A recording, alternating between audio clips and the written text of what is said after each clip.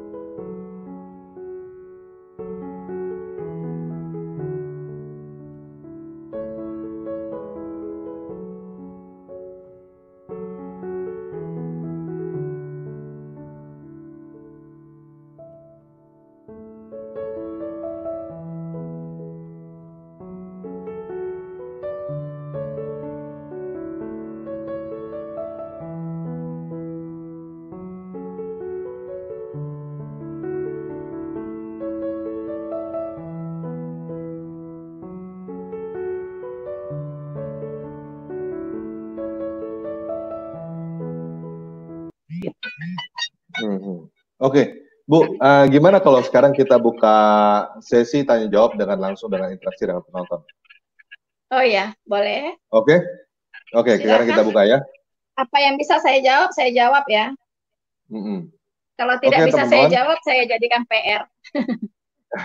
Oke teman-teman, saya udah taruh link di live chat ya. Teman-teman yang mau masuk ngobrol-ngobrol silakan. Untuk kali ini saya ambil aturan buat yang Kristen cuma boleh nanya 1 kali, buat yang Muslim saya kasih 2 kali nanya. Saya rasa itu cukup fair gitu, ya. Oke, ini sekarang ada Sasuke. Halo Sasuke, shalom. Shalom, apa kabar? Shalom. Malam. Iya, malam. Ibu sekarang di Jerman kan ya, Bu ya? Hah? Ibu sekarang di Jerman ya? Jajaran Pahoman.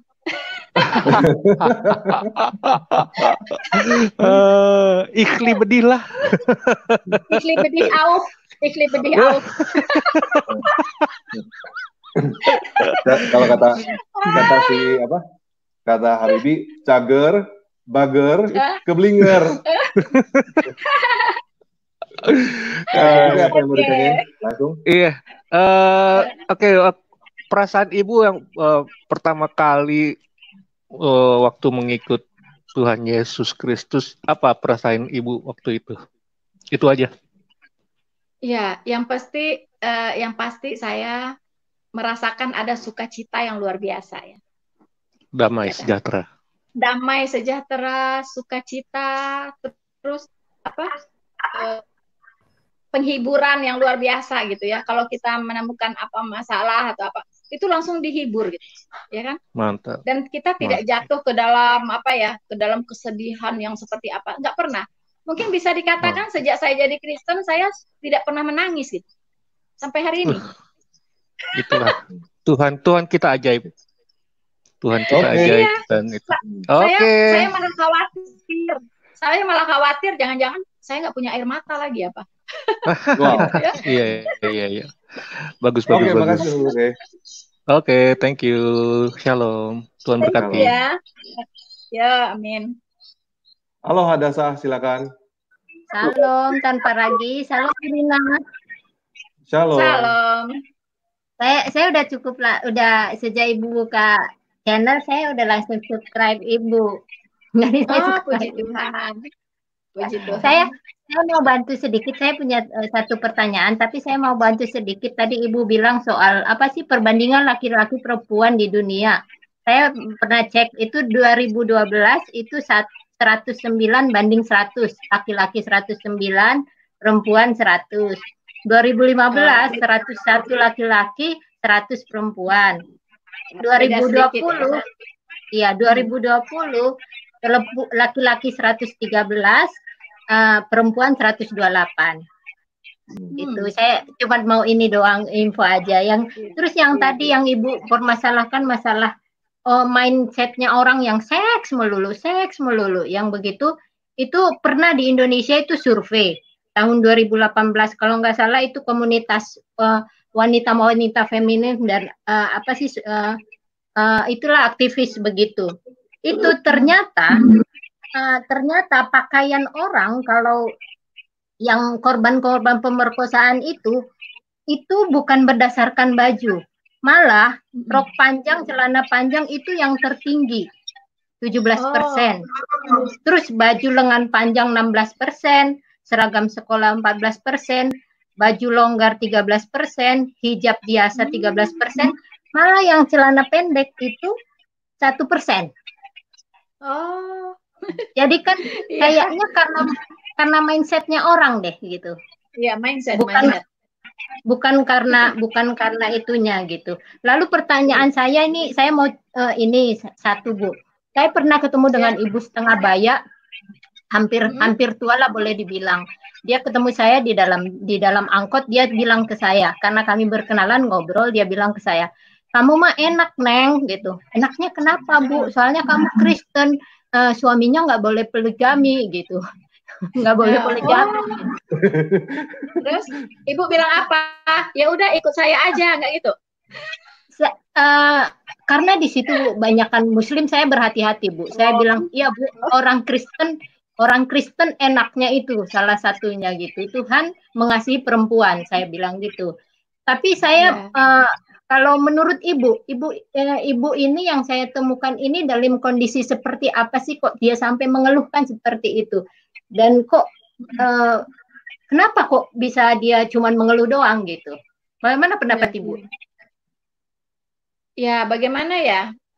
Makanya saya bilang tadi, kalau semua wanita mau jujur, ya, ke hatinya yang paling dalam ditanya, itu tidak ada loh yang bisa menerima gitu kondisi seperti itu, ya. Tapi sebagian karena pengajaran yang diajarkan, ya, doktrin yang diajarkan itu mengharuskan mereka untuk bisa menerima gitu loh. Tapi kalau mau jujur deh, tanyalah diri masing-masing. Semua wanita yang sekarang lagi menonton nih, coba tanya diri masing-masing, Anda mau nggak diduakan? Ya kan? Anda sekarang tidur di ranjang sendirian, terus Anda bayangkan suami Anda sedang bergulat dengan wanita lain di luar sana. Kira-kira Anda gimana sih? Jijik lah, Bu. Mungkin saya bisa nambahin sedikit gini, Bu. Kemungkinan besar orang-orang itu, perempuan-perempuan itu yang berpikiran seperti itu, tidak ada database di dalam otaknya dia untuk murtad. Ya. Jadi tidak ada pilihan untuk murtad di dalam pikirannya dia. Padahal dia iri sama saya ya. Betul, tapi nggak pernah ada kepikiran untuk murtad gitu, nggak pernah itu nggak pernah terlintas dalam pikiran. Mungkin Ibu Rina bisa kasih masukan, Bu, buat teman-teman Muslim yang mungkin dengar gitu. Muslimah betul. Jadi begini ya, saya kan sudah ceritakan posisi saya, pengalaman saya, respon saya terhadap itu, ya kan? Saya tidak mau hidup jadi perempuan yang di bawah tekanan gitu ya. Ya, menjalankan hidup ini dengan penuh tekanan itu sangat menderita sekali gitu. Ya, saya tidak bisa menjalani itu, tapi saya paksakan gitu. Nah, dan intinya bagi saya tadi itu bukan ajaran dari Allah yang Maha Kudus, yang Maha Suci gitu. Itu saya udah simpulkan ke sana gitu ya. Jadi mau nggak mau kita hidup cuma satu kali dan kita mati satu kali ya. Hidup kita yang singkat ini, kenapa kita harus menyiksa diri gitu? Menyiksa diri untuk menjalankan apa yang kita tidak bisa jalan gitu loh. Nah, makanya saya berusaha. Saya bukan seperti membalik telapak tangan pindah agama itu ya. Tapi saya 22 tahun butuh waktu. Ya, 22 tahun saya pelajari, saya pertimbangkan, saya cari pengalaman di luar gitu kan, saya lihat fakta orang di luar sana seperti apa. Ya kan? Hidup mereka begitu merdeka ya, bebas dari tekanan apapun gitu ya. Sehingga mereka lebih kreatif, ya kan? Lebih produktif gitu. Ya kan? Mungkin mereka juga punya orang pikiran yang terbuka. Mungkin ya, juga jadi mereka itu orang yang mereka itu juga dalam keterikatan juga mungkin Bu. Ibu punya latar belakang yang membuat ibu bebas berpikir dan bebas untuk berani untuk bertindak. Sementara saudara-saudara kita yang lain tidak. Ya, sebenarnya enggak juga. Saya kan hidup di lingkungan Muslim yang sangat kuat. Padang, tahu Padang kan, Sumatera Barat itu, ya, itu Muslimnya sangat-sangat ketat loh Bu, ya. Dan di sana orang Kristen tidak mudah di sana untuk hidup, ya kan? Paling mereka ya berapalah jumlahnya gitu kan, mayoritas ya Muslim dan tahu aja kalau Padang keislamannya seperti apa, ya kan?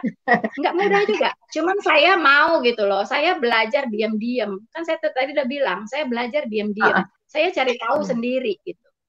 Begitu. Oke, berarti kesimpulannya saran Bu Rina kepada para wanita Muslim yang nggak setuju dengan poligami, udah keluar aja gitu Ibu ya?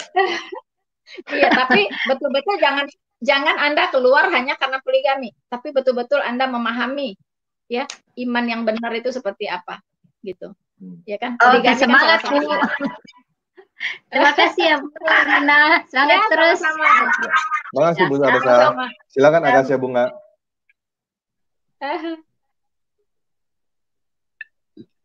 Ya, Akasia Bunga silakan. Ya, halo. Malam, Bro. Halo. Malam. Halo. Ya, sejahtera semua. Kasih Tuhan Yesus Kristus menyertai kita. Amin. Topik bahasanya apa ini, Bro? Kita lagi ngerupi atau? Ya wis, Bro, sorry Bro, saya kick out ya.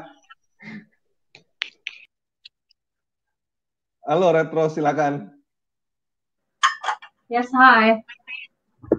Halo, Shalom. Shalom. Halo. Shalom, Ibu Rina. I'm so blessed. Halo, shalom, malam. Maranatha. Shalom. Saya suka ucapin salam itu Maranatha. Maranatha itu artinya datanglah Tuhan Yesus. Jadi sekarang kan kita sedang menunggu-nunggu kedatang Tuhan nih. Ya Amen. Kan? Yes. Begitu. That's our hope. Ya, tanpa kedatangan Yesus yang kedua kali maka juga sia-sia pengharapan kita. Betul. Itulah pengharapan kita. Ya. Amin, amin. Saya sayang nih, Tanpa Ragi cuma kasih saya kesempatan satu pertanyaan karena saya Kristen. But let me say something. Setelah saya mendengar gitu kesaksian atau yang Ibu utarakan, that's true. I mean, it's like most of Murtadin, when they come to give their testimony, they always saying, how I left or how I felt. Maaf Bu, Ibu pakai bahasa Indonesia aja biar banyak orang yang bisa memahaminya Bu. Aduh, mohon maaf, campur-campur nggak apa-apa ya. Nggak apa-apa, nggak apa-apa. Jerman boleh Bu. Karena yang mendengarkan belum tentu bisa bahasa Inggris. Nggak bisa ngomong bahasa Jerman. Iya. Nggak apa-apa. Itu sebabnya kadang-kadang saya pengen berinteraksi tapi saya urungkan gitu karena ini masalahnya gitu. Bukan so Inggris ya, tapi udah kebiasaan gitu loh Bu. Iya. Ya, yang mau saya sampaikan, semua yang Ibu katakan itu benar pada intinya, karena saya pun mengalami hal yang sama. Kalau kita mau mencari kebenaran, Tuhan itu baik, maka Dia tidak akan membiarkan orang yang ingin mencari tahu siapakah Allah yang sesungguhnya. Dan dari banyak kesaksian, dan salah satunya adalah diri saya sendiri. Saya sendiri mengenal Tuhan Yesus itu, Tuhan panggil, dilahirkan dari keluarga Kristen, tapi bukan berarti saya otomatis jadi Kristen.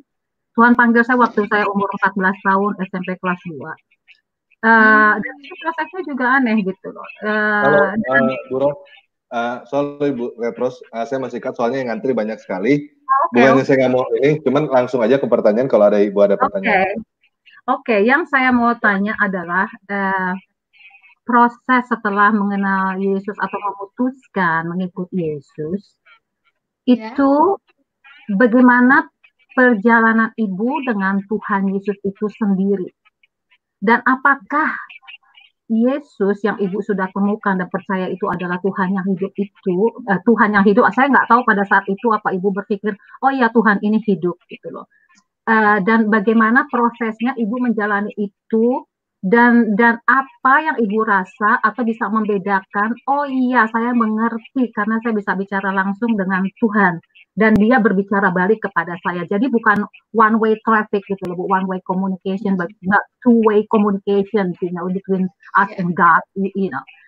Maybe you can explain it, and saya harap ini bisa menjadi berkat juga, karena saya percaya banyak Christian listener pada saat ini, supaya mereka juga semakin dikuatkan dan mengerti apa sih Kristen itu gitu loh, not just a religion. Oke, Bu, langsung ya Bu ya, Bu Rina, silakan Bu. Iya, ya.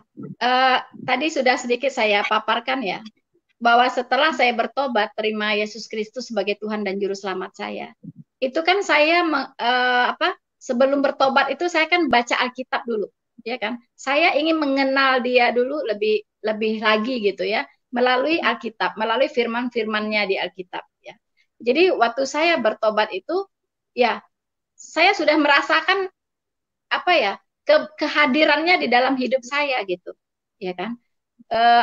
Dia selalu ambil kendali atas hidup saya gitu ya.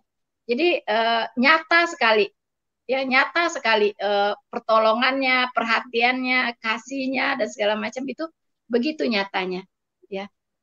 Karena dalam berdoa pun itu kita tidak usah bertele-tele gitu ya. Tuhan itu tahu kebutuhan kita gitu ya kan. Sebelum kita memintanya itu dia sudah tahu apa yang kita butuhkan gitu. Itu yang sering saya alami gitu.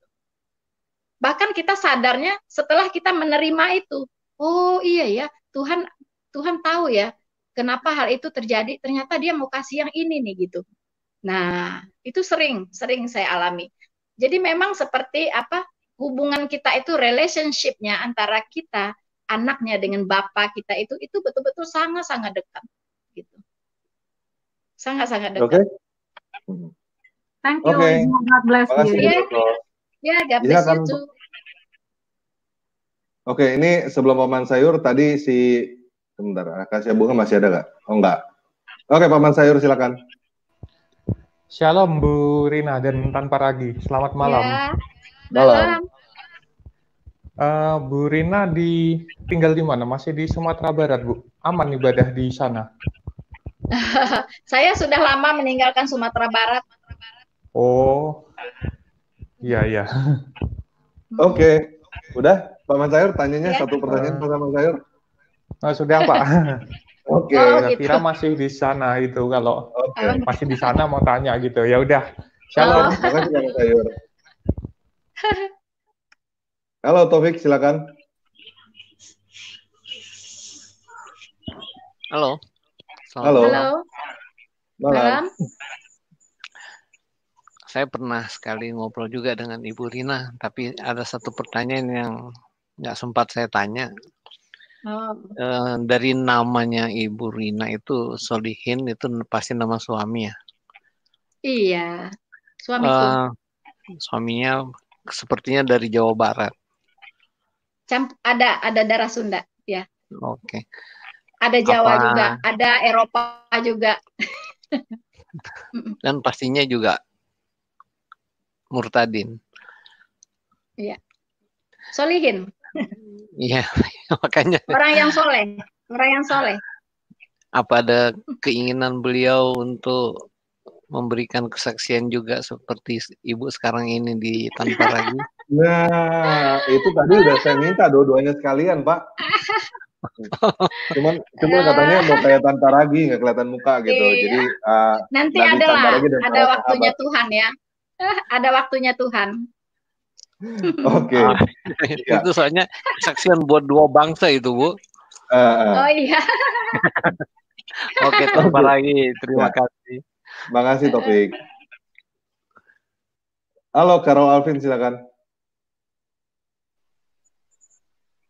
Baik, terima kasih semuanya. Saya ingin bertanya tentang kalau humanis ya, melihat praktek orang-orang beragama, teristimewa mungkin orang Kristen, para humanis akan melihat bahwa orang-orang Kristen ini terus-menerus melanjutkan tata cara pengorbanan yang dilakukan oleh nenek moyang, oleh leluhur. Dan ketika para humanis yang punya pengetahuan akan Alkitab melihat 1 Yohanes 4 ayat 8, mereka melihat Allah itu adalah kasih, lalu para penyembah Allah yang mengaku diri penyembah Allah yang orang-orang Kristen juga yang mengaku diri menyembah Allah yang sejati. Halo Karol Alvin, sorry. Apakah itu jadi bisa langsung pertanyaannya? Disingkat. Apakah tidak lebih baik jika orang-orang Kristen juga semakin orang-orang Kristen semakin memang membuktikan bahwa Allah adalah kasih dengan cara ya sungguh-sungguh mengasihi, bukan hanya tanpa batas, tetapi memang bukannya hanya juga kepada sesama manusia, karena Allah adalah kasih. Allah tidak mengasihi, atau Allah itu ya tidak hanya pilih kasih. Allah tidak hanya menciptakan bumi ini sesuai Yesaya 45 ayat 18 untuk ditinggali. Jadi apakah tidak lebih baik ketika orang Kristen sungguh-sungguh menunjukkan Allah adalah kasih, bukan Allah yang pilih kasih saja, tetapi Allah yang mengasihi, termasuk juga ciptaan-ciptaan lain, bukan hanya manusia. Demikian pertanyaannya, Bu. Oke. Ya, oke. Terima kasih. Ya, demikian pertanyaan saya. Oke. Tadi dikatakan bahwa orang Kristen meneruskan apa? Mungkin lebih tepat gini, Bu. Oleh nenek moyang itu apa begini. Maksudnya? Ya. Mungkin gini, Bu. Saya sebagai singkatin aja. Jadi, apakah Tuhan cuma mengasihi manusia doang atau mengasihi seluruh alam semesta? Mungkin begitu kali pertanyaan Karol Alvin. Begitu ya? Ya tentu saja. Ya. Tuhan yang Maha Kasih. Tuhan yang Maha Kasih itu mengasihi semua orang gitu. Seperti dia menurunkan hujan, itu kan untuk semua orang, bukan hanya untuk orang Kristen saja gitu. Kalau tanpa lagi masih mengingat pertanyaan saya kepada Bu Maya, mungkin itu. Mungkin ya termasuk sama binatang-binatang. Apakah Tuhan cuma mau mengasihi manusia doang, atau mengasihi manusia, binatang juga termasuk gitu, dan lain-lain begitu. Oh, mungkin ini arahnya mengapa manusia makan binatang gitu ya? Atau bagaimana? Iya, betul. Ya, mengapa manusia kok makan hewan? Kenapa tidak vegetarian? Vegetarian juga memakan tumbuh-tumbuhan. Jadi artinya lebih baik manusia nggak makan gitu ya, nggak makan tumbuhan, nggak makan hewan. Ya, nggak mungkin lah, nggak bisa hidup. Ya.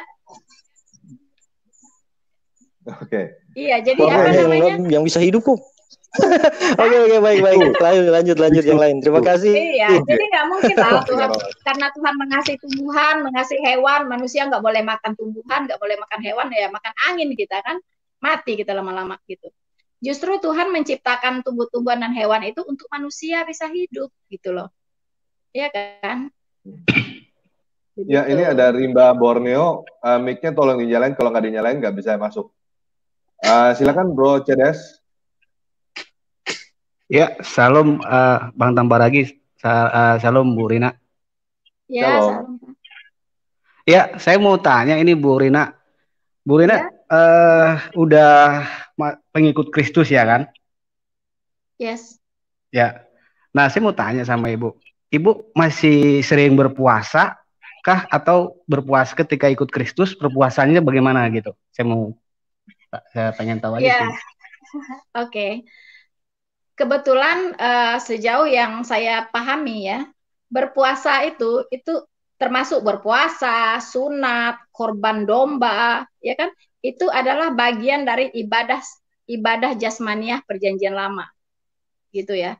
Nah, di perjanjian baru itu ibadah itu sudah berpindah menjadi ibadah hakikat, ibadah di dalam roh dan kebenaran, ya kan? Jadi ibadah jasmaniah itu sudah ditinggalkan gitu. Berpuasa, kenapa muridnya Tuhan Yesus tidak berpuasa? Ya, itu Tuhan Yesus sudah mengajarkan gitu, bahwa ketika seseorang berpuasa, itu mungkin dia sedang menginginkan sesuatu yang dia inginkan sampai dia lupa makan ya. Nah, di saat itulah dia berpuasa, atau dia sedang sedih sampai nggak ada nafsu makan lagi. Nah, itulah dia berpuasa gitu. Tapi kalau berpuasa sebagai ibadah Itu di Perjanjian Baru sudah tidak ada lagi. Begitupun sunat. Sunat itu di Perjanjian Baru bukan satu ibadah lagi gitu. Tapi kalau untuk pertimbangan kesehatan, untuk pertimbangan medis dan lain-lainnya, silahkan aja gitu. Tapi tidak dilihat lagi sebagai ibadah begitu. Ya, karena ibadah di Perjanjian Baru itu adalah ibadah di dalam roh dan kebenaran. Tidak pakai ibadah jasmani lagi gitu. Nggak ada lagi hubungannya dengan jasmaniah kita gitu. Jadi ibadah di dalam roh dan kebenaran itu ibadah yang tidak dibatasi oleh cara, ibadah yang tidak dibatasi lagi oleh tempat, ibadah yang tidak dibatasi lagi oleh waktu. Jadi sepanjang waktu 24 jam kita ya harus ibadah gitu. Apa itu ibadah? Ibadah itu melakukan kehendak Allah gitu loh. Begitu. Ya gini Bu, gini kan Ibu kan dari Minangkabau kan gitu kan. Ya. Bisa nggak Ibu berpuasa seperti Esther 3 hari 3 malam supaya bangsa Minangkabau ini diselamatkan sama Tuhan gitu. Itu aja sih itunya. Oh, enggak. Saya nggak perlu berpuasa. Saya nggak perlu berpuasa gitu, itu. Ya karena saya cukup berdoa saja. Tuhan tolong selamatkan suku Minangkabau agar bisa mereka mengenal-Mu, mengenal Yesus Kristus dan mereka bisa diselamatkan dalam nama Yesus. Oke Bu. Ya. Makasih Bu. Bu, Bang Tambaragi bisa tanya nggak ya? Mau ini saran aja sih. Bang Tambaragi. Silakan. Ya gini kan sekarang kan Bang Sang Debaters lagi ini tuh lagi ke Pak Yusuf gitu. Bisa nggak diakomodir lagi viral nih sekarang nih Bang? Iya. Gara-gara Jina beragam gitu. Nanti biar kita lihat apa namanya akomodir lah. Oke, habis ini Mas. Habis ini saya ke situ. Oke. Makasih Bang ya. Thank you. Ya. Oke, salam semuanya. Tuhan Yesus berkati. Shalom, Tuhan Yesus berkati. Ya, shalom Yohan, silakan. Halo Yohan, silakan. Ya, selamat malam. Malam. Ya, selamat malam Bu. Wah, saya terkesan banget nih dengan kesaksiannya Ibu ya. Itu luar biasa itu Bu. Itu mirip-mirip ya, enggak mirip banget sih, mirip-mirip dengan saya gitu loh. Saya saya belajar Injil, saya belajar Alkitab ya atau Al-Quran ya. Setelah saya membaca Al-Quran itu bukan saya jadi murtad, tapi semakin percaya gitu bahwa Yesus itu adalah Tuhan gitu ya. Jadi apa yang Ibu ceritakan tadi itu 99,9% benar gitu loh. Cuman ada sedikit agak-agak meleset sedikit ya, yaitu yang Ibu katakan tentang api pencucian ya. Ya itu ada agak sedikit kepleset sedikit sih. Nah cuma nggak masalah itu. Cuma saya juga berpesan seperti yang Ibu tadi ceritakan bahwa agama di dunia ini kan banyak ya Bu ya. Betul. Nah jadi Ibu kan mengatakan bahwa Ibu akan bingung ini pasti ada yang benar satu nih ya kan, nggak mungkin semuanya benar atau ini ya. Jadi Ibu ceritakan itu, Ibu mencari kan.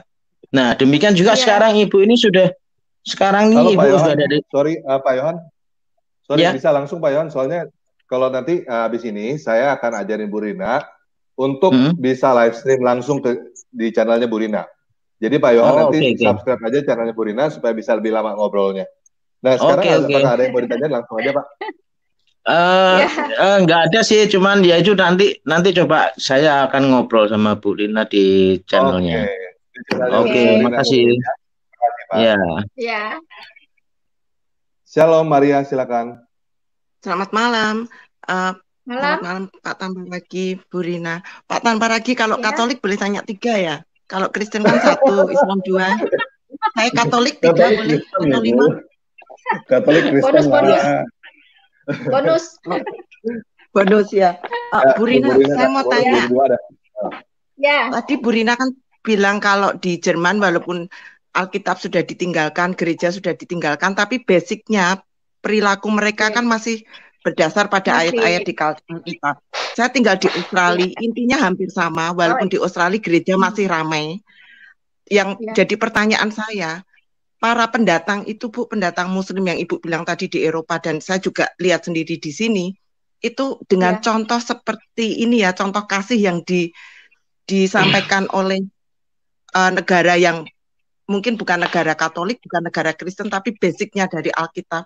Kenapa mereka masih sangat keras hati gitu ya Bu? Masih apa karena doktrinnya terlalu nancep di otak mereka, atau karena apa? Karena mereka ini seperti tidak mensyukuri, sudah ditampung tapi ingin merubah gitu. Apa yang sudah ada di sini itu ingin dirubah seperti negara Timur Tengah gitu. Jadi ngapain mereka ke sini? Sampai saya mikirkan kenapa pindah ke sini kalau kamu pengen Australia ini seperti Timur Tengah. Mereka mengungsi karena negaranya. Bu? Menurut Ibu? Jadi Ibu maksudnya mereka mengungsi karena negaranya hancur, mengungsi ke tempat yang damai, terus mau bikin negara yang damai itu menjadi hancur lagi kayak negaranya dulu gitu ya? Betul, betul Pak. Nah, itu kenapa Bu?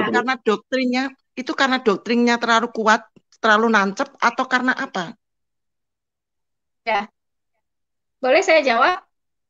Iya, silakan. Boleh? Udah selesai? Iya. Oke, ya itu pasti ya, pasti bersumber semuanya dari pengajaran, dari doktrin, ya kan? Dari doktrin yang mereka imani gitu.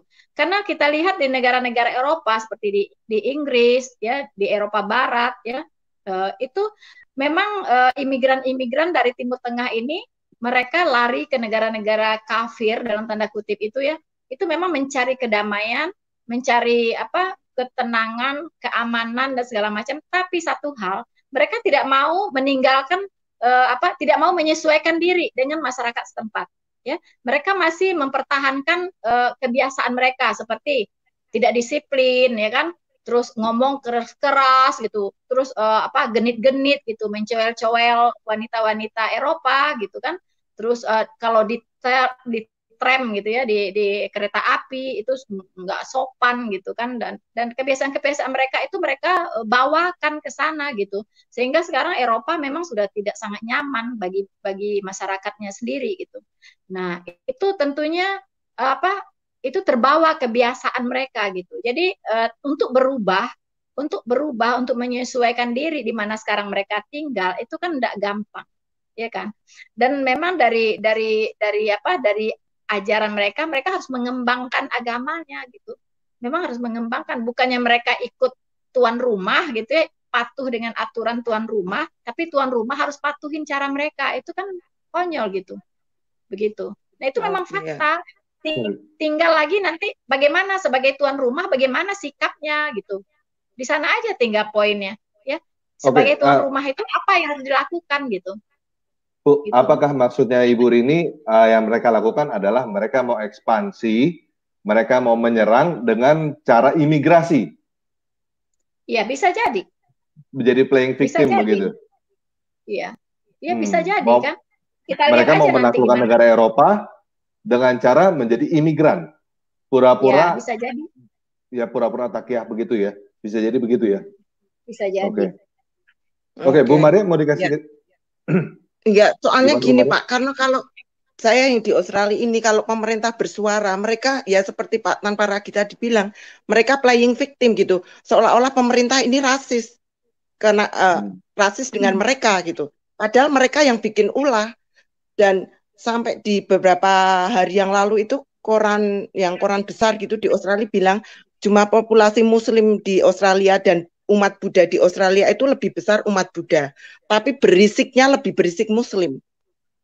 Karena kayak simbol angkatan laut itu kan di Australia ada tanda salibnya, itu mereka minta diganti karena sudah tidak sesuai dengan Australia yang multicultural gitu kan. Jadi mereka komplain itu ada tanda salib di angkatan laut, gimana nanti kalau Muslim pengen jadi angkatan laut kan musyrik karena ada salib di lengannya mereka gitu. Jadi hal-hal sepele seperti itu jadi berisik gitu dan mengganggu menurut saya. Mendingan balik aja ke Arab gitu ya kalau nggak mau ya. Ya betul Pak. Amin. Mudah-mudahan. Terima kasih banyak Bu Dina. Terima kasih Bu Maria. Pak Tan Paragi. Iya, sama-sama Ibu. Halo Joki, silakan. Halo Joki, silakan. Ya. Bu Rina, saya ada satu pertanyaan saja. Ya. Halo? Ya, silakan. Nah, Bu Rina kan mantan Muslim. Nah, apa pandangan Bu Rina mengenai ajaran Muslim terhadap kaum perempuan? Karena ada poligami, ada kawin siri, gimana ke depan Bu Rina? Silahkan. Pak Joki kayaknya belum nonton dari awal nih Pak Joki ya. Terlambat iya, ya, baru masuk. Sorry. Ya udah Pak. Sorry ya Pak. Nonton ulang Pak ya. Dari itu udah dari awal. Sudah dibahas panjang. Ya. Oke, selamat malam gitu ya. Ya. Nanti diputar ulang Pak, diputar ulang. Oke ya. Jangan lupa subscribe channelnya Bu Rina ya. Oke, siap.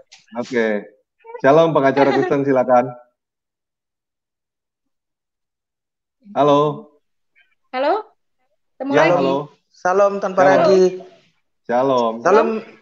Salam Bu Rina. Ya, ketemu lagi nih. Iya Bu. Kemarin terpotong itu saya Bu. Oh ya. Oh. Maksud saya ada yang ada yang mau saya bilang gitu.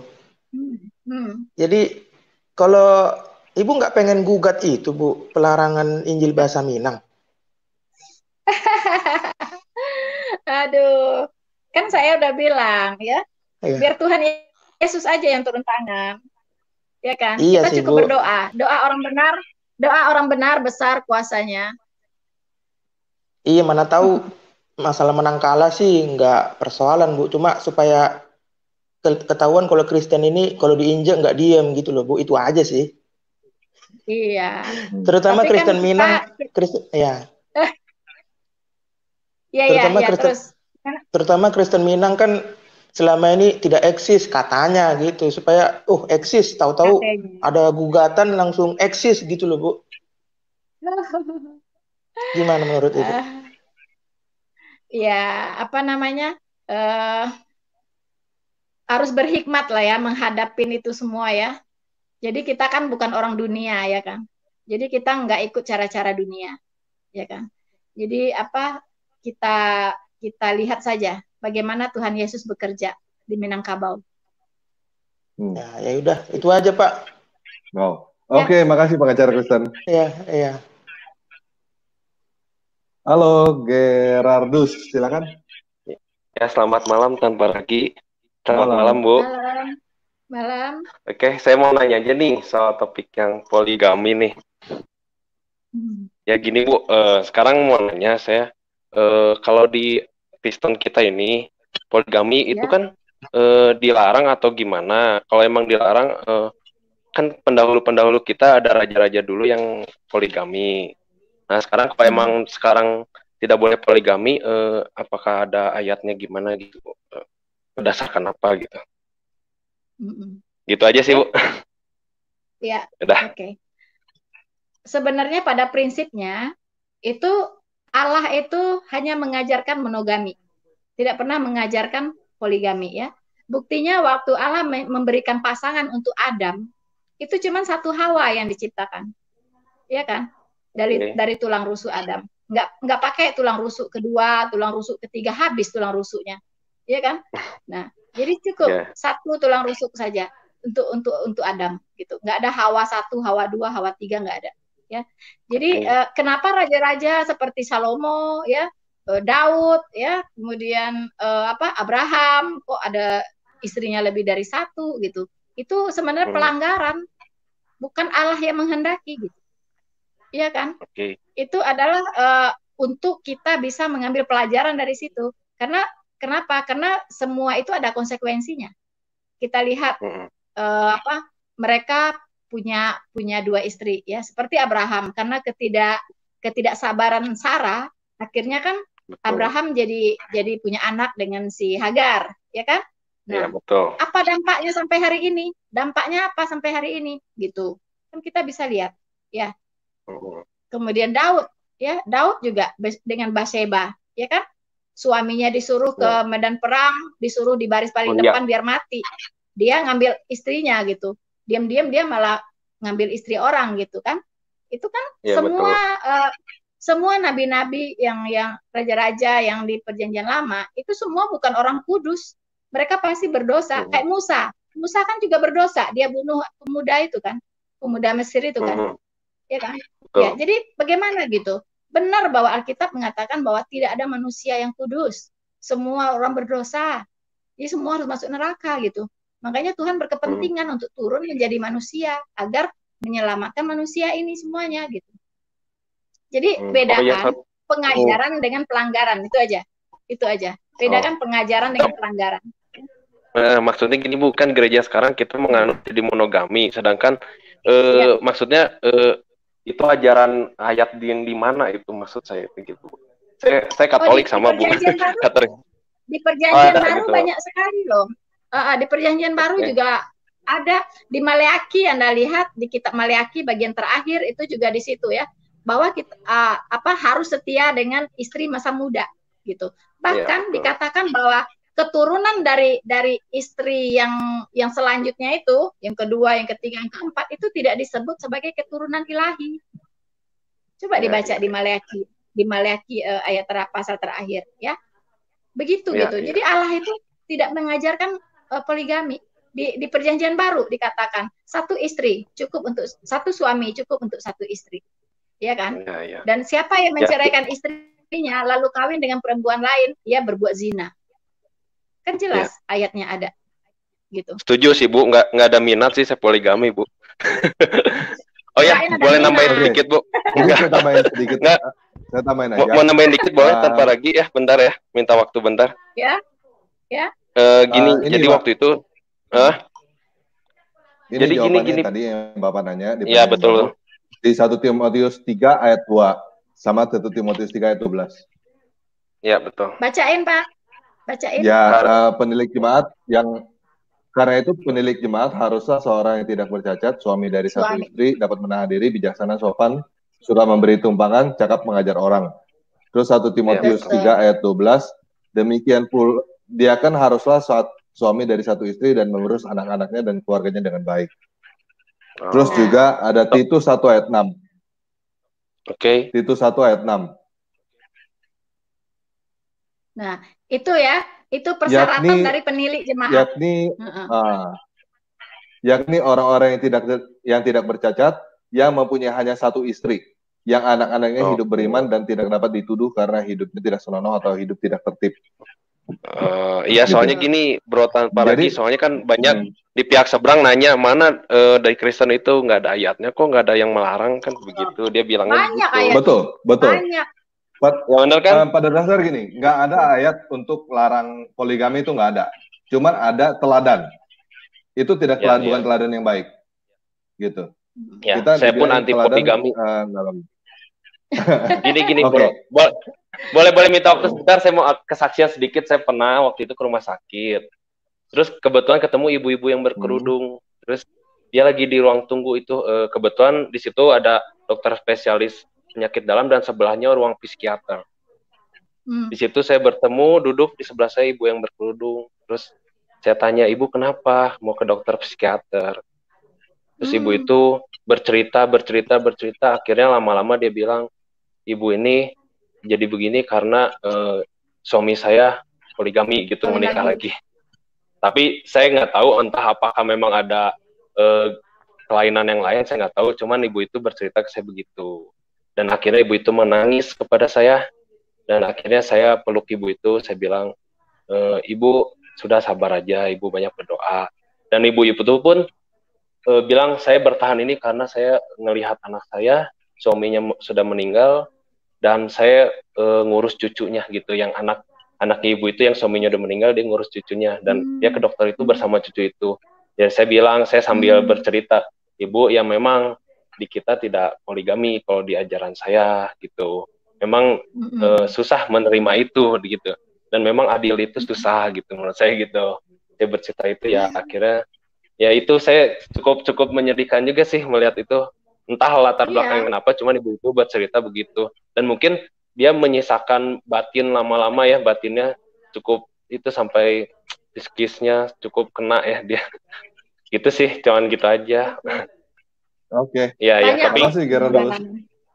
Ya, makasih. Tanpa lagi makasih Bu. Selamat malam. Ya, malam. Ya. Itulah ya dampak dari poligami ya, salah satunya. Ya. Halo, kebenaran ada satu, silakan. Shalom tanpa ragi. Shalom Bu Rina. Shalom. Shalom. Kedengaran suara saya? Kedengaran, jelas. Oke, Bu Rina, pertanyaan saya Ya. cuman masalah apa tanggapan dari Bu Rina terhadap denominasi Kristen khususnya di Indonesia ini, Bu. Pada saat Ibu Ya. pertama kali masuk ke Kristen, Ya. apakah Ibu awal-awal itu ragu gak? Saya mau ke gereja mana, mau aliran mana gitu? Atau mungkin Ibu ada teman yang sudah cukup dekat, jadi temannya itu ngajak Ibu untuk ke gereja yang satu itu, Bu. Jadi gimana tanggapan Ibu terhadap berbagai denominasi di Kristen di Indonesia? Karena kalau kita juga gak bisa nutup mata, hal ini menjadi batu sandungan bagi orang-orang yang masih baru dalam Kristen, yang mau masuk Kristen tapi mereka bingung mau ke gereja mana, mau ngikut aliran yang mana kayak gitu, Bu. Itu aja sih, Bu. Iya. Oke. Ya, terima kasih ya untuk pertanyaannya. Itu benar bahwa waktu saya pertama kali ke gereja, saya cari gereja yang terdekat ya dari rumah ya. Nah, waktu pertama masuk ke gereja, mungkin karena ibadah baru mulai gitu kan, oke gitu ya, dan saya menikmatin lah ya lagu-lagunya, puji-pujiannya gitu. Tapi setelah beberapa lama ibadah berjalan, saya melihat satu yang saya cukup mengagetkan lah bagi saya waktu itu ya. Maklum saya kan dari agama yang ibadahnya itu kan kusuk ya. Ibadahnya itu ya bisa dibilang ya bahasanya kusuk lah gitu, tenang gitu kan, tenang, kusuk gitu kan. Jadi pas waktu itu saya melihat saya nggak usah sebut gerejanya, jadi tata ibadah, cara ibadahnya itu agak mengganggu buat saya gitu. Yaitu terutama dengan musiknya yang begitu keras, terus ada bahasa-bahasa yang nggak ngerti gitu kan, kata-kata apa gitu yang diucapkan saya juga nggak ngerti sama sekali gitu. Terus habis itu ada yang terjungkal-jungkal gitu kan, itu bagi saya aneh gitu.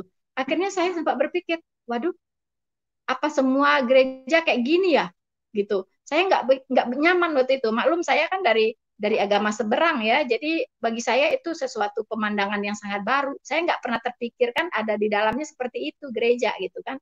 Nah, tapi saya nggak lihat ada patung seperti dulu saya dengar cerita-cerita kalau di gereja tuh ada patung, ada apa, nggak ada patung sih, nggak ada gitu. Cuman waktu itu saya lihat aktivitas di dalamnya itu gitu, bagi saya kok gini ya gitu. Nah, jadi saya sampai berapa bulan lah ya ke gereja yang seperti itu, akhirnya membuat saya lama-lama nggak nyaman gitu kan. Nah, tapi itu saya bawa dalam doa. Saya bawa dalam doa, Tuhan, kalau memang Tuhan memanggil saya, memilih saya gitu kan untuk mengikut Engkau, tolong tunjukkan ke gereja mana saya harus ikut gitu. Dan waktu itu saya juga belum tahu, saya nggak pernah terpikir kata denominasi gereja aja saya belum pernah dengar gitu. Ya, saya cuma masuk ke 1-2 gereja itu aja gitu kan. Nah, jadi tahu denominasi gereja begitu banyaknya justru terakhir ke sini gitu. Setelah saya ikut pendalaman Alkitab kan, setelah saya banyak baca buku-buku dan segala macam gitu kan, saya tahunya di situ gitu. Nah, jadi waktu itu saya berdoa, akhirnya saya berapa lama habis itu doa tuh dijawab ya.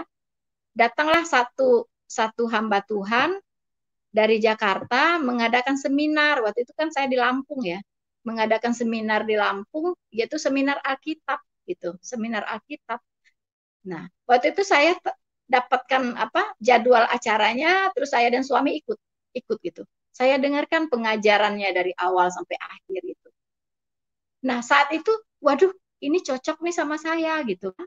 Tapi saya juga belum pernah masuk ke gerejanya kan. Cuman dari apa yang dibicarakan oleh hamba Tuhan itu tentang doktrin gereja, doktrin Alkitab, doktrin keselamatan, itu bagi saya klop gitu dengan pikiran sehat saya gitu.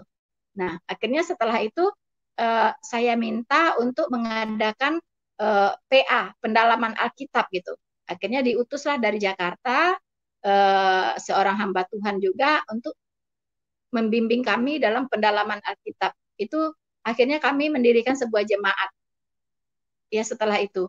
Dan itu cuman dari 2 keluarga, 2-3 keluarga gitu, yang sangat sederhana lah, tempatnya juga sangat sederhana. Kami mulai dari situ mendalami Alkitab, belajar terus ya Alkitab, lebih baik lagi, lebih dalam lagi gitu. Akhirnya berdirilah itu jemaat itu, dan sampai hari ini saya berjemaat di sana. Jadi jemaat yang dibilang, kalau saya boleh bilang itu sangat-sangat Alkitabiah gitu. Begitu, yang dimana saya nyaman lah di dalamnya. Jadi sesuai dengan Alkitab saja yang diajarkan, seperti dalam ibadah ya, ibadah itu harus berjalan dengan sopan dan teratur. Nah, makanya disitulah ya, jadi lebih nyaman gitu. Dan silahkan saja gitu bagi yang cocoknya di denominasi mana silahkan, tapi tetap harus belajar Alkitab lebih lagi gitu. Begitu. Oke.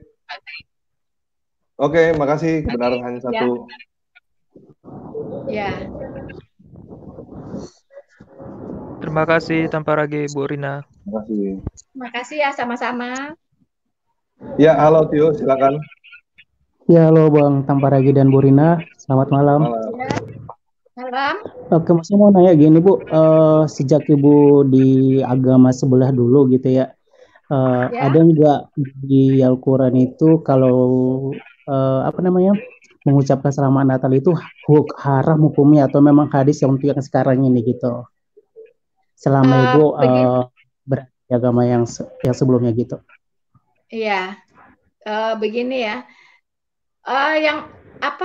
perkembangan Islam kesininya itu kan beda gitu. Dari saya pernah jadi Islam dulu ya, itu nggak seperti yang sekarang gitu, nggak seperti yang sekarang gitu.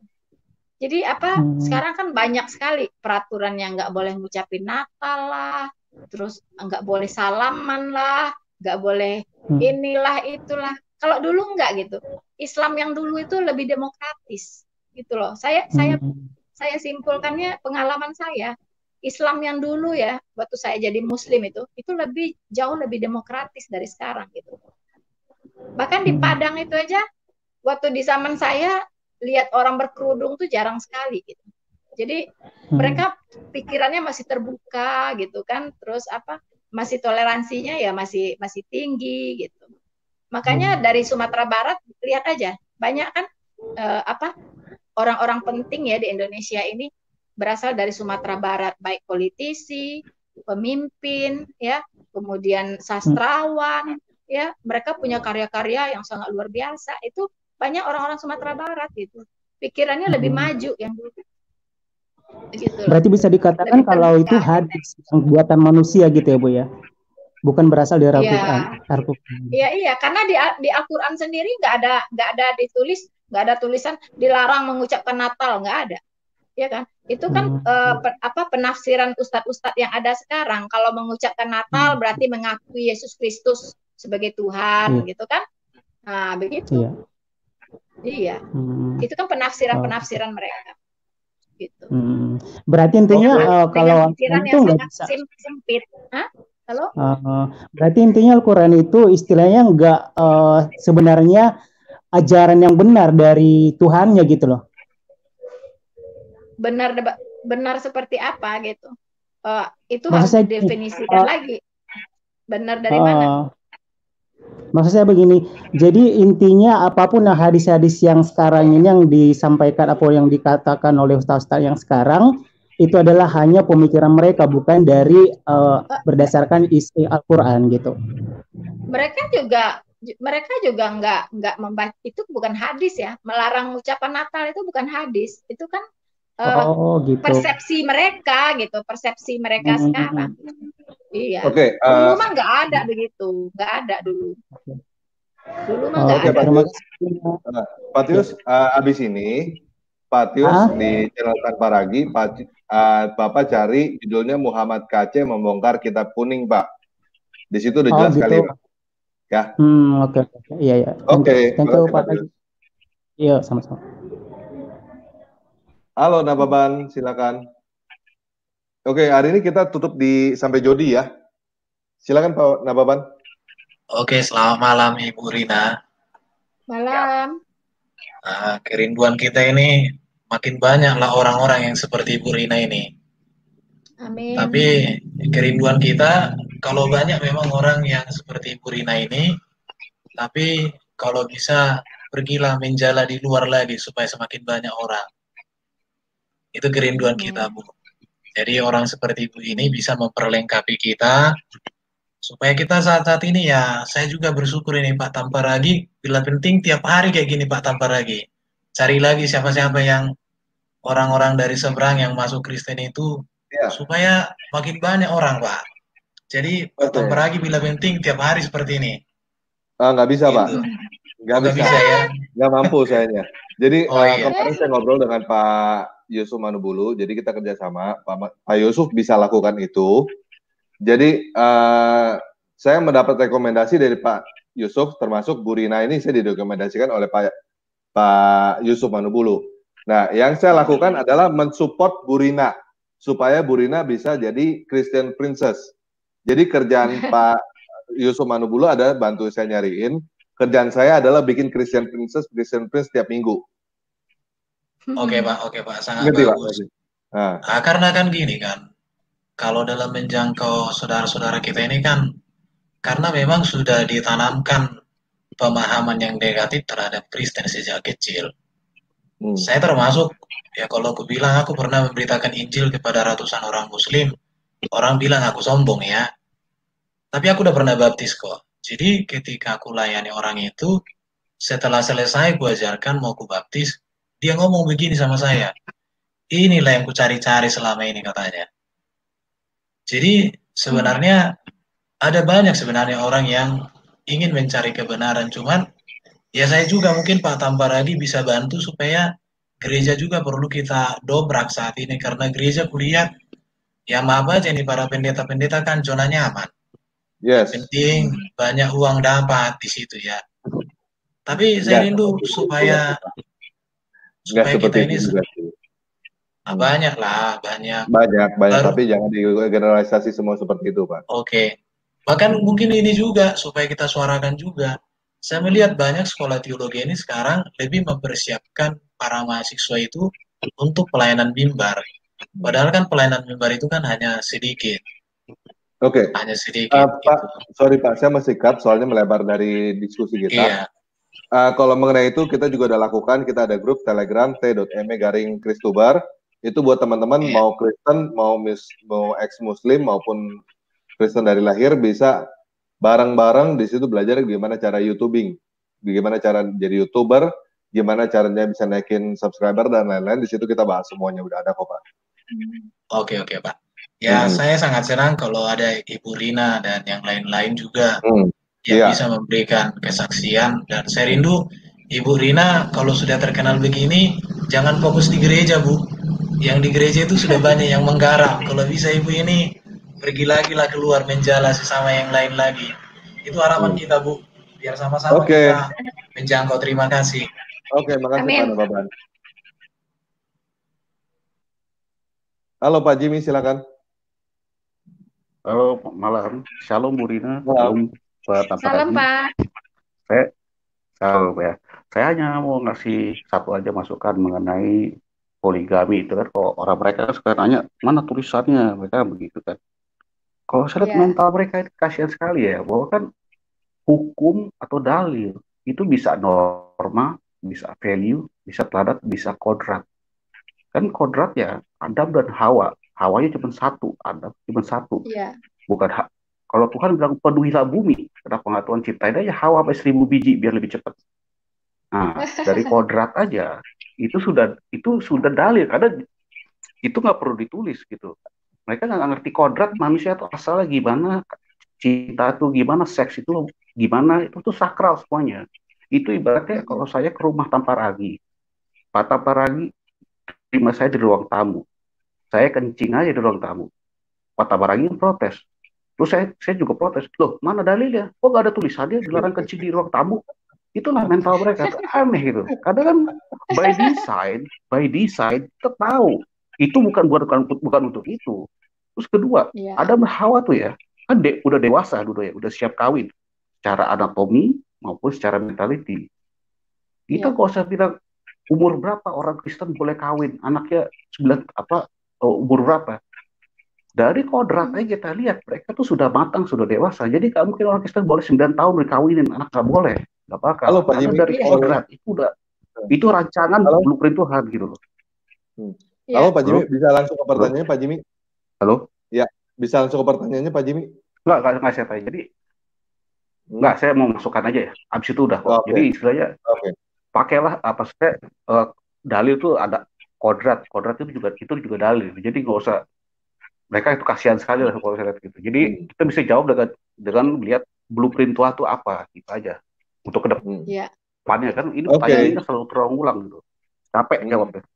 Terima kasih ya. Iya, makasih Pak Jimmy. Halo. Si Pak. Halo Pak Jody. Halo Pak Jody, silakan. Selamat malam. Malam. Jelas suaranya? Jelas. Oke. Ya, selamat malam Tante Ragi sama Bu Rina. Salam Pak. Shalom. Malam. Iya Pak.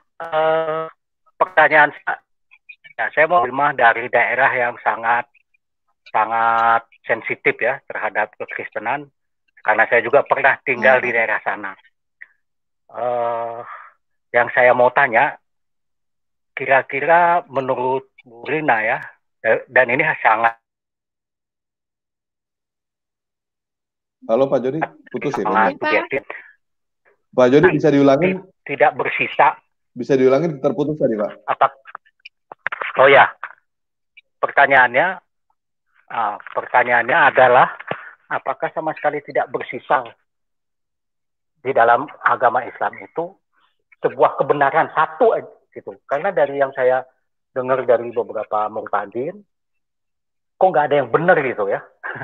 Maaf, maksudnya semua dinegasikan gitu. Nah, yang saya mau tanya, menurut Bu Rina, mantan Muslim yang dari daerah yang sensitif ya, yang saya paham benar daerahnya, apakah memang sama sekali tidak ada yang bersisa kebenaran atau apapun dari. Halo? Oke, mungkin pertanyaannya. Pertanyaan saya gitu. Mungkin pertanyaannya, apakah memang di Islam itu nggak ada yang bagus sama sekali gitu? Lebih tajamnya gitu kali. Mungkin nggak tega aja saya ngomongnya. Bapak kasih pisau, saya tusukin ya Pak. Ya gitu. Ya. Ya, silakan Bu Rina, gimana Bu Rina? Ya, jadi begini Pak, ya. Kalau kita bilang mungkin kita kalau melihat itu dari hal standar moral ya kan, standar moral gitu kan.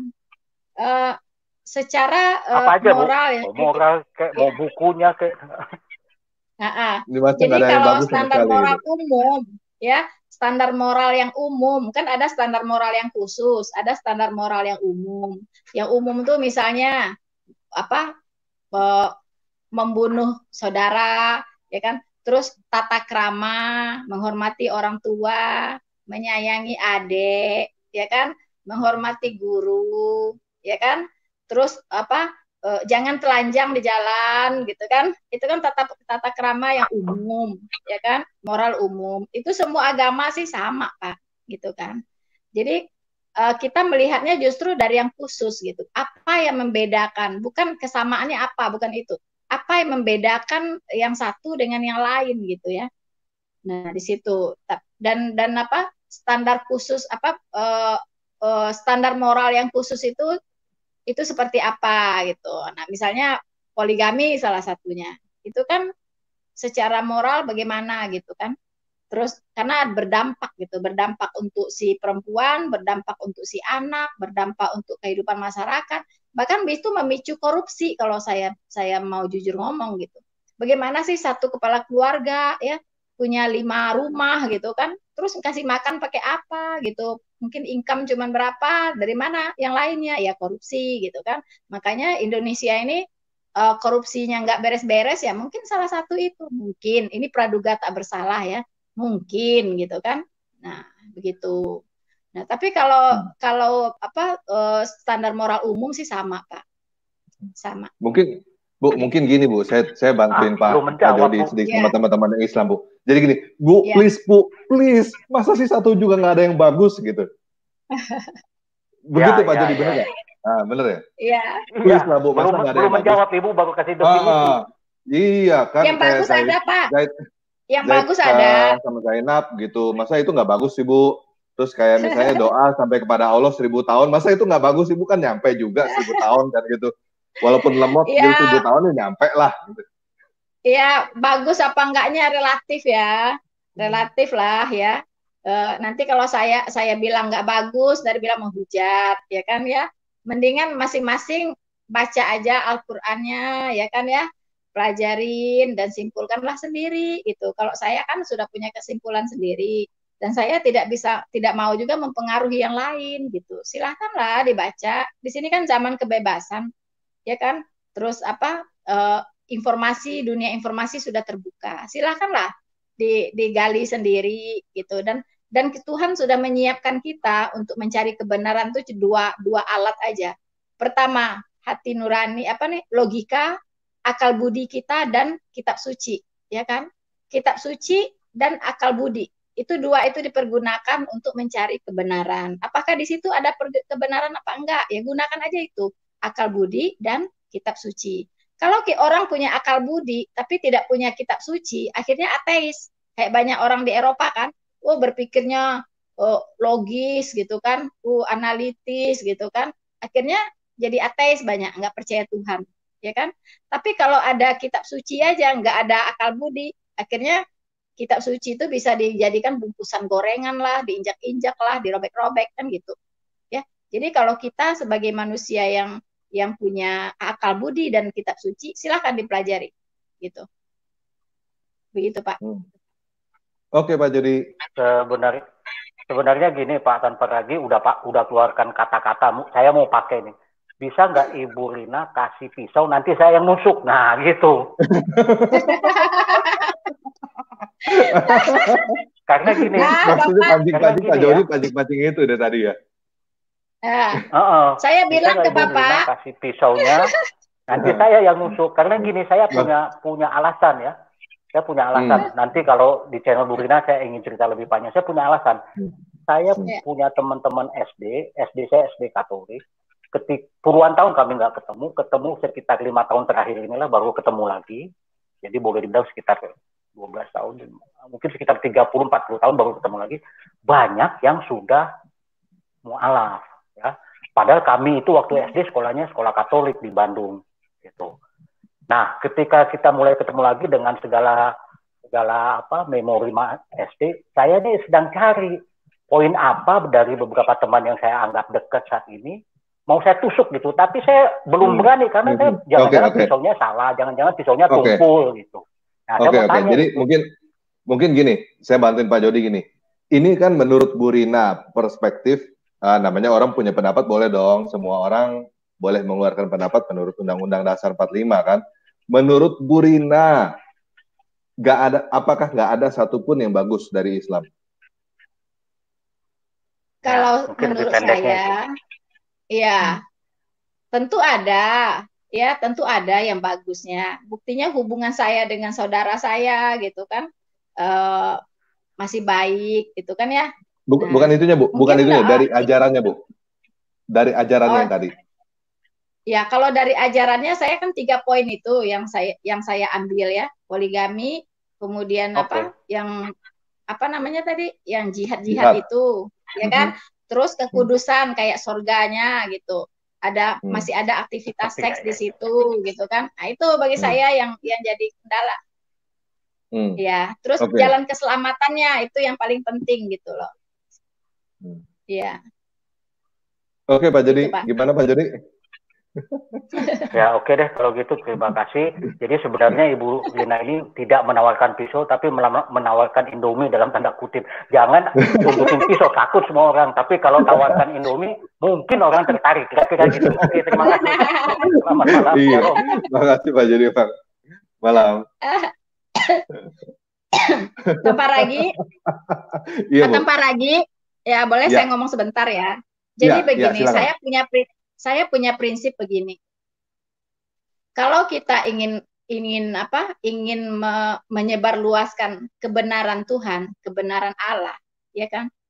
Itu harus dengan cara yang elegan, ya kan? Untuk menghambat orang untuk jadi mu'alaf, nggak perlu menjelek-jelekkan agama Islam gitu. Supaya dia nggak jadi mu'alaf, kita jelek-jelekin, bongkar aja agama Islam tuh jeleknya apa semua. Nggak perlu. Tapi apa? Tanamkan di umat Kristen ini pemahaman yang benar akan agamanya, ya kan? Mereka harus diberikan pendidikan Alkitab yang benar, ya kan? Pengajaran yang benar, berikan pemahaman yang baik tentang firman Tuhan di Alkitab. Kemudian iman mereka harus dibenarkan gitu.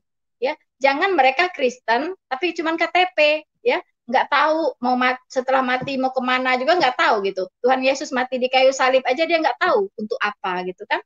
Kalau ditanya, Bu, hari ini kalau tiba-tiba gempa bumi, tiba-tiba Ibu misalnya kita mati semua nih di sini, kira-kira Ibu pasti masuk surga nggak? Nah itu orang Kristen aja banyak yang tidak bisa menjawab. Malah menjawabnya, gimana Tuhan aja lah. Saya nggak tahu ya gimana Tuhan aja. Nah itu kan bukan iman kekristenan gitu loh. Ya kan? Nah ini orang-orang seperti ini yang gampang dimualafkan. Karena apa? Karena dia nggak ngerti iman dia sendiri, dia nggak ngerti apa gitu. Jadi benahin aja diri sendiri dulu, ya kan? Sebagai seorang Kristen harus seperti apa nih? Apa yang harus kita imani? Seorang Kristen itu apa? Pengajarannya seperti apa? Kehendak Allah itu apa? Kita harus ngerti, ya kan? Terus jalan keselamatan di dalam Kristen itu seperti apa? Alkitab ini apakah cuma sekedar kitab biasa? Apakah itu firman Tuhan? Kalau firman Tuhan, apa buktinya? Gitu kan? Sejauh mana kita bisa memberikan pertanggungjawaban iman kita kepada orang lain saat kita ditanya, saat kita dihujat mungkin. Sejauh mana kita bisa berargumentasi yang alkitabiah gitu. Nah, jadi orang Kristen ini harus membenahi dirinya dulu. Imannya harus dibenahi benar-benar gitu. Itu kalau sudah benar, saya jamin tidak akan ada tergoyahkan gitu. Diiming-iming apapun tidak akan jadi mu'alaf. Percayalah saya. Yang katanya 100 miliar gitu, Bu ya? Apalagi 100 miliar. Ya kan? Kalau saya dikasih seisi dunia ini aja, saya nggak mau gitu. Ya kan? Ya. Oke.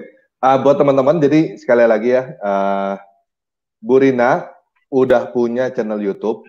Itu sudah saya taruh linknya di bawah video ini, di deskripsi video ini, di komentar pertama udah saya pin. Teman-teman ya habis nonton video ini selesai, teman-teman silakan subscribe channelnya Bu Rina karena habis ini saya akan bantu Bu Rina supaya bisa live stream juga seperti ini. Oke, karena kita butuh banyak Christian Prince, dan Christian Princess di Indonesia. Dan tadi yang Ibu Rina katakan, sebenarnya itu juga sudah kita mau laksanakan, cuman lagi dalam masih istilahnya kalau bangunan masih dibangun, Bu. Itu namanya pun biblika. Jadi di situ kita lebih bukan nggak ada sama sekali apologetik, nggak ada, bukan juga penginjilan tapi penggebalaan. Adanya di pun biblika nanti. Dan itu kita memang lagi usahakan sebisa mungkin. Gitu. Amin. Sebisa mungkin, sebagus mungkin dan serapi mungkin, semenarik mungkin lah. Gitu. Oke. Bu Rina silakan closing statement ya, Bu. Closing statement ya, Bu. Oke. Kata terakhir dari saya, ya. Saya katakan bahwa untuk menjadi Kristen, untuk memilih untuk memutuskan menjadi seorang Kristen itu tidak mudah. Pasti banyak tantangan. Ya kan ya? Pasti banyak halangannya, ya. Saya lihat teman-teman sesama dari seberang, ya kan, begitu banyak yang harus mereka alami gitu. Ada yang masuk penjara, ya kan, ada yang diusir dari keluarga besar dan sebagainya, dikucilkan, ya kan, dihina, dicaci, itu sudah luar biasa, udah biasa lah makanan sehari-hari seorang murtadin gitu ya. Cuman saya kalau boleh saya berpesan gitu. Setelah kita capek-capek jadi Kristen, kita udah bayar harga begitu besar, ya kan? Kita sudah kehilangan segala-galanya. Kita sudah kehilangan keluarga, kita sudah kehilangan jabatan mungkin, ya kan? Kita sudah kehilangan harta benda mungkin. Dan memang itulah upah mengikut Kristus ya, bahwa akan kehilangan semuanya gitu. Itu Tuhan Yesus sudah mengatakan sendiri di Alkitab. Upah mengikut Yesus itu seperti itu. Akan kehilangan saudara, kehilangan harta benda, kehilangan orang tua. Sedih sekali memang kelihatannya. Tapi Tuhan berjanji ya, bahwa semuanya itu ya Tuhan akan ganti berlipat ganda dan akan beroleh hidup yang kekal ya. Jadi itu harus harus dipahami sekali bahwa ketika kita sudah masuk ke dalam percaya kita kepada Tuhan Yesus, jangan tanggung-tanggung ya kan, jangan tanggung-tanggung, benar-benar kita hidupi gitu ya, kita hidupi ya. Terutama kita harus mengerti sekali konsep-konsep dasar tentang kekristenan, ya kan? Konsep-konsep dasar tentang kekristenan itu apa? Pertama, ya, jalan keselamatannya. Itu kita harus benar-benar kita tahu persis, ya, kita percaya betul, kita mengerti betul bahwa kapanpun kita mati, kita pasti masuk surga. Dan apa alasannya? Ya, kita harus tahu betul apa makna penyalipan dari Tuhan Yesus, ya kan? Banyak di luar sana menghina penyalipan, ya kan? Memang bagi orang bagi orang yang akan binasa, berita salib itu adalah sebuah kebodohan, ya. Itu Alkitab sudah mengatakannya. Jadi jangan harap ya bahwa akan tidak ada tantangan, akan banyak sekali tantangan, terutama bagi kita yang hijrah gitu ya. Itu banyak sekali akan menemukan hujatan-hujatan dan segala macam tentang keyakinan kita gitu. Nah, itu kita harus memberikan pertanggungjawaban iman, mampu memberikan pertanggungjawaban iman. Ada satu ayat berkata, saya lupa di mana ya, berbunyi gini, kuduskanlah Kristus di dalam hatimu, ya, dan siap sedialah setiap saat untuk memberikan pertanggungjawaban imanmu kepada setiap orang yang memintanya, mengenai pengharapan yang ada padamu, dengan hormat ya, dengan lemah lembut dan hormat ya. Jadi itu perintah dari Tuhan Yesus sendiri bahwa kita harus diperlengkapi dengan pengetahuan yang cukup tentang firman Tuhan supaya kita bisa memberikan pertanggungjawaban iman kita gitu kepada setiap orang. Karena kita khususnya yang dari seberang itu akan banyak sekali dimintai pertanggungjawaban ya. Seperti malam ini misalnya di acara live ini. Banyak sekali yang menanyakan ini, menanyakan itu. Ya, itu kita tidak akan bisa menjawab kalau kita tidak mengerti dasar-dasar iman kekristenan. Ya, tentang jalan keselamatannya, tentang Alkitab satu-satunya firman Allah. Ya kan? Bagaimana kita memahami Alkitab adalah satu-satunya firman Allah? Apa buktinya? Bagaimana Alkitab bisa membuktikan dirinya sebagai satu-satunya firman Allah? Ya, bahwa Yesus adalah Tuhan. Bagaimana kita bisa memberikan jawaban bahwa Yesus adalah Tuhan? Berdasarkan Alkitab tentunya, gitu ya. Jadi khusus untuk teman-teman, saudara-saudaraku yang terkasih, ya. Dan untuk yang Muslim, ya, saya juga berdoa, ya, saya berdoa semoga saudara-saudara sekalian bisa lebih open mind ya dalam menghadapi gejala akhir-akhir ini, bahwa banyak sekali yang menjadi pindah agama, murtad dari Islam ke Kristen ya. Itu dilihat secara positif ya, bahwa beragama itu adalah pilihan. Ya kan? Mengapa beragama itu adalah pilihan? Karena Tuhan tidak menentukan kita dari lahir kita sudah ada merek di jidat kita ini. Apakah Islam, Kristen, Hindu, Buddha, enggak ada. Tapi kita dilahirkan sama, semua telanjang dan tidak tahu apa-apa. Mengapa setiap orang bisa berbeda-beda agamanya? Karena mereka ikut orang tua yang melahirkan dia, ya kan? Orang tuanya yang mengajarkan dia beragama itu, bukan pilihan si anak. Ya, jadi kita sudah dewasa, kita diberi kebebasan oleh Tuhan untuk memilih mana yang lebih sesuai dengan pikiran kita, dengan hati kita gitu. Makanya Indonesia sebagai negara demokrasi itu juga melindungi kita secara hukum ya, bahwa setiap warga negara berhak memilih agama dan keyakinannya masing-masing dan beribadah sesuai dengan agama dan keyakinannya tersebut ya. kita dilindungi. Jadi jangan khawatir, jangan takut ya, bahwa hidup ini cuma sekali, dan pastikan Anda sampai ke sorga. Karena hidup kita punya goal yang jelas, yaitu sorga. Tidak ada seorang pun yang mau masuk neraka. Nah, itulah saya punya goal bahwa saya kalau mati, saya ingin ke sorga. Saya nggak mau ke neraka. Ya, dan itu harus sesuatu yang bisa saya pastikan di saat saya masih hidup ini. Oke, saya kira sekian statement dari saya, closing statement dari saya. Semoga apa yang disampaikan malam ini bisa memberkati saudara-saudara semuanya dan bisa menjadi pencerahan, memberikan pencerahan bagi kita semua. Begitu. Ya, wow, makasih. Luar biasa Bu Rina. Nah, buat teman-teman yang jadi buat teman-teman yang Kristen sejak lahir, kita akan buka kesempatan buat teman-teman yang Kristen sejak lahir kesaksian juga. Jadi kita akan buka kesempatan bukan hanya kesaksian murtadin, tapi kesaksian teman-teman yang Kristen juga. Kita juga akan buka grup baru, yaitu grup Telegram Musisi Kristen.